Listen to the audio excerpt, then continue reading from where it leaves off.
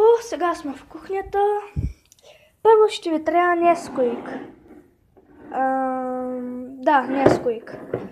Така, второ ще ви трябва чашка. Ето е чашката. След това ще ви трябва една лъжица. Просто една обикновена лъжица. След това ще ви трябва това нещо. Ако го имате, дано да го имате, и след това ще ви трябва, ако искате, ще ви трябва сламка. Да, ето една сламка, нормална, сива. И така, забравях, че ще ви трябва и мляко.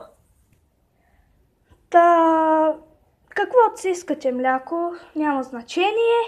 Така, сега ще вземете тая чаша от тук. Така, след това отваряме Несквика.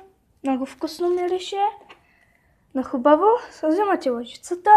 Слагате примерно 3 лъжички.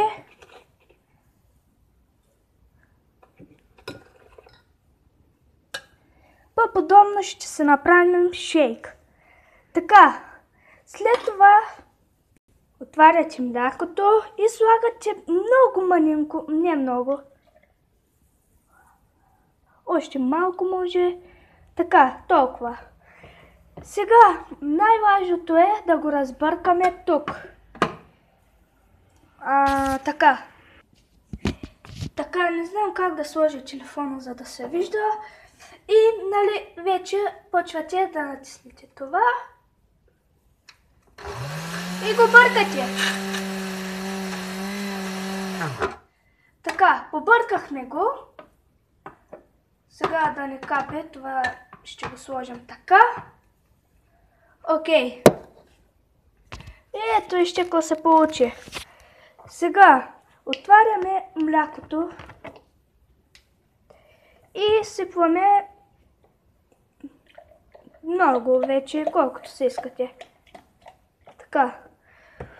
Искам в тая чаша да всипем какаото, шейка. Така. Може би трябваше още малко. Ще сложим още малко мляко. Така. Сега слагаме сламката. И да. Сега малко трябва да го разбъркаме. Окей. Сега да сложим. Така. И шейкът ни е готов. Само трябва да го питате, да видите колко е вкусен. Така. Така, не знам дали ме виждате с шейка и сега ще го опитаме. Сори за това звънение, просто е уникал.